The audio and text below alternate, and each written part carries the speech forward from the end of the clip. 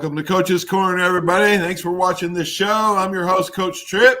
And over here to my left, Blaze Winter. What's up, Blazer?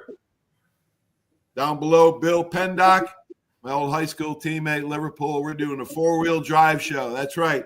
As you can see, the four-wheel drive in the background. There's Jamie Kimmel right there. Timmy Green, Bill and I, Pendock's high school teammate. There's Blazer over there, and Pendock over there. Syracuse four-wheel drive. Guys, thanks for being on the show. Here on Coach's Corner, we always try to inspire and educate the mind to think, the heart to feel, and the body to act. So we're tackling a subject today that is pretty interesting. We want to talk about sports parents, okay? We're all sports parents. Our parents were sports parents. We want to talk about how to behave correctly, okay? This show, based on the publication, actually I got this from Positive Sports Alliance, okay? They have great articles on tips to become a better coach. Go-to destination, actually, for parents and caregivers that are offering help to ensure youth experiences are positive, equitable, and accessible for everybody. You got to have fun, right? When you're playing sports, everybody gets in it because it's a lot of fun. The statistics, studies, and research show that around 8th, 9th grade, it stops becoming fun, and that's why you get a lot of kids quitting, okay? Let's get into the tips, and then we'll get you guys' comment. These are 5 tips all sports parents should know. Number 1, get involved with the team. Volunteer for a snack program or be an extra hand at practice.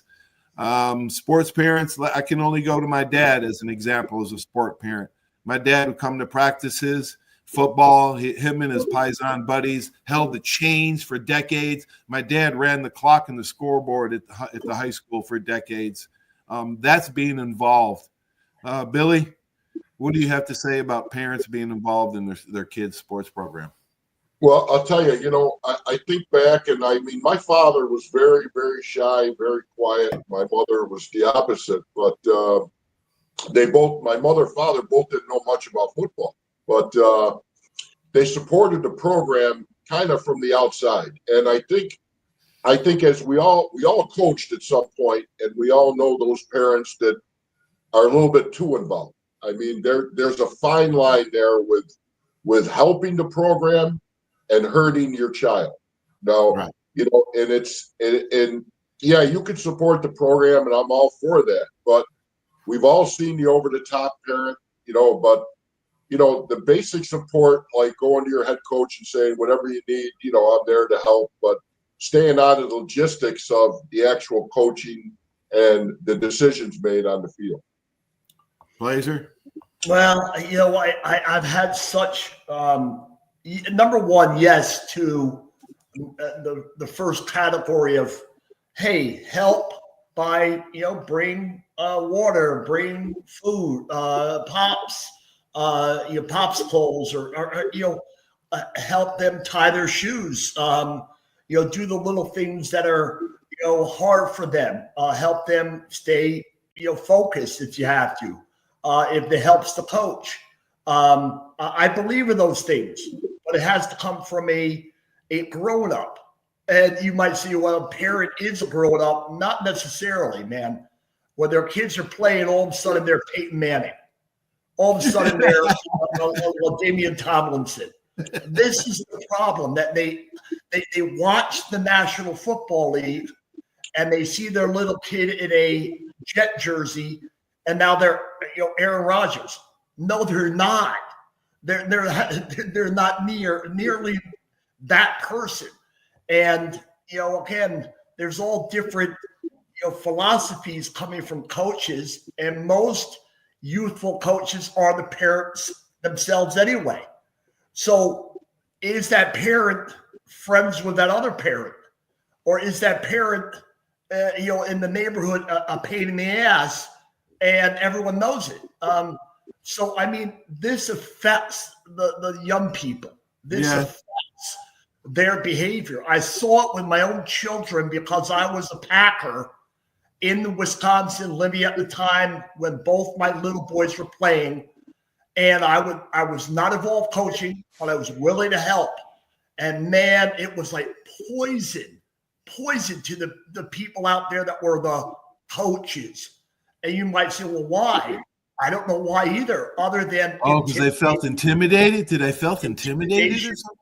And we rather you just sort of stay on the fence. That's fine. I'll stay on the fence. I'm just, again, if you need any help with anything, let me know. Right. And if they say no, then back off and stay on the fence. Right. He's got it. Blaze has got a great point, because I look at our situation here, and it's a lot of it with these coaches in high school, even June, even Pop Warner. It's an ego thing with these guys, and you can see it at almost every level until you go up into college and pros. But local level sports, they're very worried about their situation, and it's an ego thing. Yeah, the ego jumps in at the wrong times about these little things about your son or your daughter. For instance,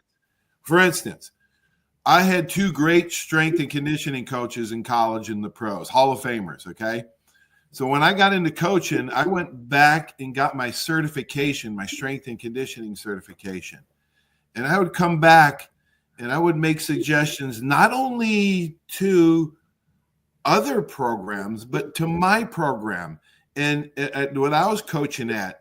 And they were still like, they want to do it their way, even though they have, somebody that has played in college, played in the pros, a certified strength coach. They still didn't want to listen to me because they wanted to do it their way that they've been doing forever. And they think it's the right way when it's clearly the wrong way, but their ego gets in the way. That's a big problem. And we talk about good coaches and bad coaches. But there are, but Trip, and Billy, there is a way of helping. And that is, number one, realize that you are looking from the outside in. Stay in that position, outside in. If you're not a coach, outside in means, hey, I'll clean up the field. Well, and you do it, and you put everything in the bag. You leave it near the coach and you leave. You don't look for a conversation. You don't look for something after a water break where you supply water. Leave. Do your duty. Offer the young people a gift of help, and then leave. And a lot of these people that want to help, this is their way of what? Getting close to the decision maker. And all of a sudden now, hey, when will my son play a little bit more? I brought you water by the end of the year. I brought you water. Hey, look, man, if you don't do it with a sincere heart, then don't do it at all. Yeah. Lizer, that's a good transition into this next subject about this. All right. You want to Number one, the coach should have a meeting with all the parents before the season, okay? So that way he sets the boundaries and sets the standard. George O'Leary never had a problem with parents, but now all you hear from these coaches is I got a problem with parents. Well, you got to set the law down early and let them know that if you've got a problem, you should have your child advocate for that problem first. Okay. And if that doesn't get resolved, then you call the coach and have a private meeting with him away from everybody else. Okay. Well, so that's how it should be handled from the coach's end and from the parents' end. You should talk to the coach. It's a great time. It is an awesome time if we're talking youth football or even high school football, it is an awesome time for the young people to learn how to communicate. In a world where everything's on the phone, hey, man, this is the one last place you're forced into, hey, you better talk to me if you have a problem. Right. And most people run to the room and they find comfort in their apps and their selfies and their other friends that'll give them whatever yes they want. You're right. Rather than, hey, man, confront the beast And a lot of times, well, he's the coach. I'm afraid of him. Well, you better learn to confront him. If you have a problem, you're allowed to verbalize it, and he should be decent enough to give you an honest answer. Right. He shouldn't push you away with, don't bother me, I'm the coach. Anybody who says, don't bother me, I'm the coach, knows nothing. I've been around the youth coaches that, because I say so. That is the stupidest answer. Because I say so is a reflection of you knowing nothing about your sport and the interaction necessary to produce good athletes. Right. So, I mean, it is really a great time for young people to step forward. As my mom said, it would say to me, you have a problem, you better go talk to the man. Yep, well, that's right. Can you help me? No, I can't help you. You learn to help yourself. Right. Well, parents should also, keep encouragement in their kids. When we talked, I think earlier on a show a couple of months ago about proper rest, nutrition, hydration. Okay, those are all things that parents should be paying attention to with their athletes. Keep your athlete in multiple sports. That's number 5. That's the last tip we got for sports parents. Avoid the pressure of sport specialization. And I wrote down just a few reasons why your child should play multiple sports. Number 1, you learn to play with different teammates. You learn to play with different coaches. They all have different personalities. You use different muscle groups. You don't get burned out from one sport. I remember I played 5 sports in high school. I loved every sport, and I looked forward to the next challenge, the next season. I was ready for football to be over. I was ready for basketball to be over and golf to start, okay? College recruiters prefer multiple sports athletes, and you learn different skills. For example, playing ice hockey taught me how to stop on snow skis and stuff like that. And, we were playing in ankle-deep water, playing football in ankle-deep water up at Lake Ontario, and all that sand that I ran in. I was cross-training, and I didn't even know I was cross-training. Yeah. Mm-hmm. Yeah, I'm a big believer in sports that are going to fill your mind and then your body. They're going to create new visions, new levels of relief, new levels of expectation. And just coming to terms with who you are. You learn a lot. Again, personality fits are important eventually. Yeah. Billy?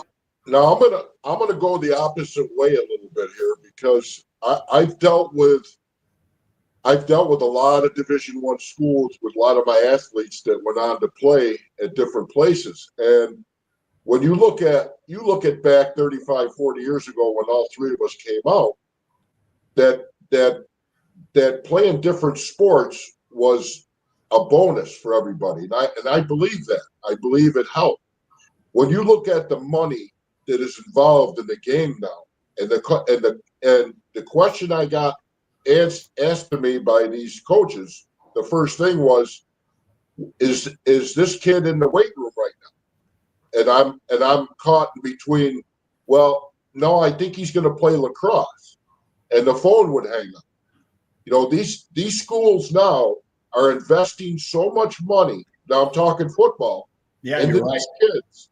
And they're looking at them now, Paulie, when they're in 7th grade. They're not looking at them no more when they're in 9th, 10th, 11th grade anymore. It's back in 6th, 7th grade. They're putting a binder together on these kids because there's investments of upwards of $2 to $5 million in each of these kids now. Yeah. They don't want them playing other sports. They want them focusing and specializing in football now. And that's what you're seeing go on now.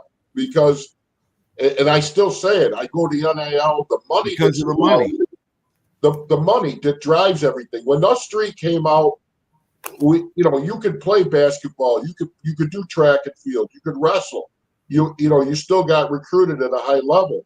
But nowadays, and I'm telling you, I've seen it firsthand. They're putting a mark on these kids if they're not in the weight room training for football, not doing basketball or lacrosse now. So it's kind of a two-way thing. You know, Yeah. I mean, I'm a big advocate, and I sit down with all my kids and I tell the parents and the kids the same thing. If this kid wants to play at a Clemson, he wants to play at Ohio State, he wants to play at Alabama, you got to focus on your sport. Those 3 months where you're playing basketball, how is that helping you in football? Some people say, well, listen, now some people say it's the footwork drills. And I don't buy into that. Everything in football is a different footwork than basketball. It's not everything. Not everything. A few things are. Yeah, I would say a few things are. I think you should do. I think you should do both. You can still lift weights and play basketball. I mean, I lifted weights and played basketball. I lifted weights and golf. I lifted weights and still golf. What the hell? Who's barking? Is that somebody's wife in the background? My dog's outside. Yeah, it's my dog. King Titus is outside. It is the way it is sometimes. Usually she's all right, but you know, Paulie. What was I going to say? Specialization. You know, I mean, parents. You know, parents have to make a decision on that as well. I mean, they're the parent. But again, what age are we talking about? If we're talking about middle school, elementary, you better try different things. Right. If you're you don't even know what you like. Yeah. Sophomore year, and your ambition is, hey, I want to be that football guy. I'm 110 pounds, and I want to be a DN, but I'm 6'4". Well, then you better, somebody honestly should say to you, hey, I really believe if you want to compete for a spot and be recognized, that you need to live in the weight room. Right. And somebody has to tell them that. But if you're a guy who's going into 5th grade, 7th grade or whatever, I mean, go ahead, man. I mean, go for it. But Billy's right. Once you hit a certain level and you don't have the numbers, then you better come by test. I mean, I kind of did. Hang on, Billy. I kind of did that in high school. I knew I was going to play football, and so I did not golf my senior year. I ran track to try to improve my speed for football. So I kind of did that a little bit, even though I loved all those sports. Go ahead, Billy. Now we all know we all know different coaches. There's coaches that look at all the numbers. I mean, your vertical, your 40 time, your bench press, your clean. There's other coaches who just want to watch film. So you're trying to get a scholarship to maybe we'll say Clemson, and that recruiting coordinator is all about that paper. What's those numbers on that paper? So how do you get all that stuff to where it's got to be so you can get an opportunity to play there by working that out? You're right. There's parameters. I'm going to tell you this, and I've been around up till last year. I've been around at least 25 D1 kids, and I've been to the programs and watched the stuff that goes on. Yeah. It's so personalized now, and there's so much money behind these things that it's getting out of control. I mean, back when we came out, I'll tell you this right now. If I came out in 2025 right now, like I did back when I did in 80, I'd never make it on the field now. I mean, I worked my ass off, and Blaze did too, but I don't know if we would even play in this day and age. Why is that? I agree. I agree with that. I also see, hey, man, with the money involved, like Billy's saying, with the money in this game and the lack of time that these coaches feel, if you ain't a player right away, you better develop now in high school. You better develop yourself in high school, because you probably have one chance. You don't have 4 years at Clemson. You don't have 4 years. Well, I'll develop myself by my senior year. No. You need to win now. it's a great point, Paulie. Listen, when you sign your letter of intent, you know what it says? It says a 1-year renewable contract. It's not a 4-year contract. It's Right. 1 year. And this day and age right now, that 1-year contract, all these kids are they're not able to sign after their first, second year because there's somebody else coming in that's more prepared than them. Yeah, you're not going to get if you can't play, and they can tell pretty quickly if you can play at that school or not. Let's face it, there's 85 guys on scholarship, only 35 actually play. So the majority of the guys will never play that are on scholarship. Guess what? They're not going to renew them next year because they know they'll never be a starter. Exactly.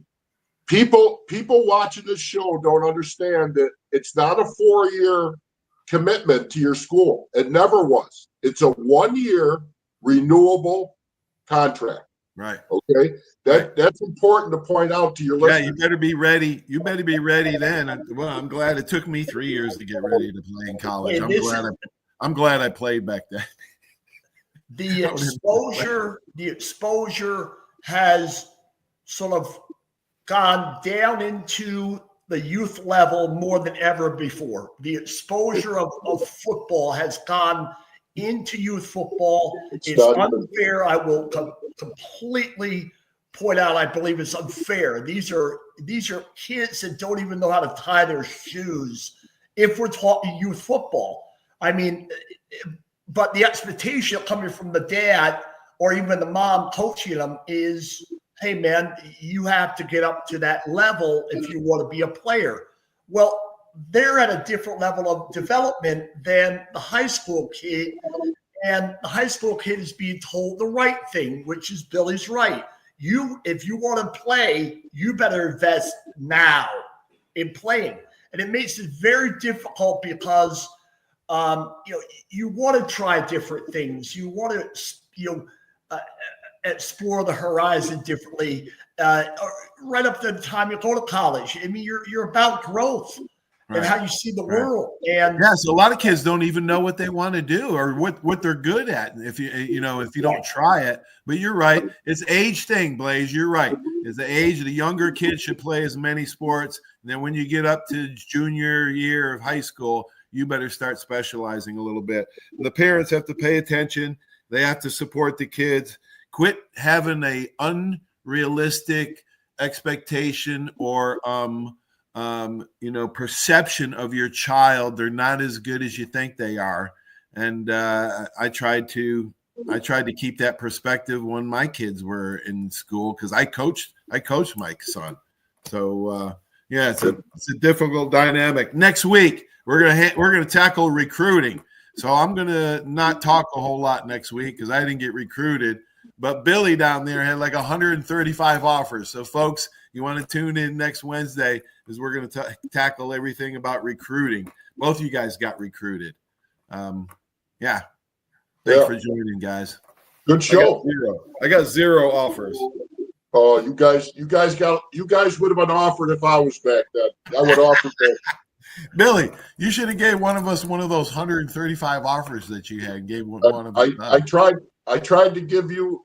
I'm an Ivy League school, but I don't think you made the grades either. Hey, man, that guy Billy was ahead of his time, man. When Billy walked in the room, I thought, "What am I doing here, man? This is like, arms like this, and then I was Ivy League." Coach O'Leary on near 500. It's like, what is this? What is this, man? Coach O'Leary throwing away the Ivy League offer. Coach O'Leary throwing away his Ivy League offer. The funny thing is, you talk about that was we go back to parents and stuff. When I went home at my sophomore year, junior year, I went in the door down to the weight room. That was what I had to do in order to play at that next level. Oh, you transformed your body, man. I missed out on the parties. I missed out on having a car. I missed out on having a job, having all that stuff. So Billy, your body transformed more than any person I think I've ever known, man. I remember you freshman, sophomore year, just a big, fat blobber guy. And then, man, when you're in the weight room, you and Oscar and George, Oscar Jensen and George transformed your body into a D1. We'll talk about that next week, man. Yeah. Thanks, guys. Hey. All right, man. Have a great week, man. Have a great sports week. Billy, love you guys. Love you guys. Talk later. All right, love you. See you. Man, what a great show, 4-wheel drive. Thanks for watching the show. Stay tuned for these great messages. Without this show wouldn't be possible. We'll talk to you soon, everybody. So long. There's a reason why Hill Kelly in Pensacola is the #1 selling Chrysler, Dodge, Jeep, Ram dealer between Jacksonville and New Orleans. While other dealers have taken advantage of a competitive market with higher prices, Hill Kelly has discounted prices to the lowest of the year. And Hill Kelly in Pensacola won't surprise you with excessive charges beyond the selling price. Come see why people from Milton, Pace, Foley, Bay Minette, Daphne, Gulf Shores, Mobile, and beyond are driving to Hill Kelly in Pensacola to buy their next new Chrysler, Dodge, Jeep, or Ram. At Hill Kelly, the bottom line price and your satisfaction are what really matter. So before you sign, check the bottom line and make the trip to Hill Kelly in Pensacola to see what true local ownership can do for you. At Hill Kelly Chrysler, Dodge, Jeep, Ram, Highway 29 in Car City, Pensacola. Or shop online 24/7 at hillkellydodge.com. When it comes to bottom line pricing, nobody beats a Hill Kelly deal. Nobody. 75 years of service and high tech today. It's Pensacola Glass Company at 433-8348. High tech is a term often applied to advanced services and products in today's marketplace. And today, glass is much more than the simple painted brittle, see-through stuff we hit baseballs through when we were kids. Glass is now a product with unique flexibility in both performance and application. And Pensacola Glass Company is growing right along. That's Pensacola Glass Company at 433-8348. My name is Steve Reynolds. I'm the manager and owner of Cordova Lanes, and we help keep your mind out of the gutter. Cordova Lanes is part of the community of Pensacola. Being here for 43 years, we've entertained more people than any other bowling center in the city. We sell fun for a living. Cordova Lanes is located at 2111 Airport Boulevard in Pensacola, behind Cordova Mall. Come on out and see us at Cordova Lanes Bowling Center. Thank you. That's you trying to fix the plumbing yourself to save a few bucks. Doing things yourself doesn't always end well. The same goes for insurance. That's why Auto Owners works with local independent agents who tailor coverage to meet your needs and offer discounts for life, home, car, and business insurance. Because sometimes you need a professional to get the job done right.